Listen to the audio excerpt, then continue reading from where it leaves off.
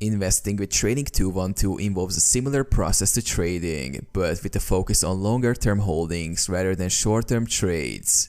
Here's how to invest effectively with Trading 212. Account setup. Start by creating an account on the Trading 212 platform. Provide your personal information, verify your identity, and fund your account. Research. Conduct thorough research on potential investment opportunities. Evaluate companies, industries, and market trends to identify promising investment prospects. Select investments. Choose the investments you want to add to your portfolio. This could include individual stocks, ETFs, mutual funds, or other asset classes. Diversification. Build a diversified portfolio by investing in a variety of assets across different sectors and regions. Diversification helps spread risk and minimize potential losses. Long-term outlook. Take a long-term approach to investing. Focus on the fundamental strengths of the companies or assets you're investing in, rather than short-term market fluctuations. Investment strategy. Develop an investment strategy that aligns with your financial goals, risk tolerance, and time horizon.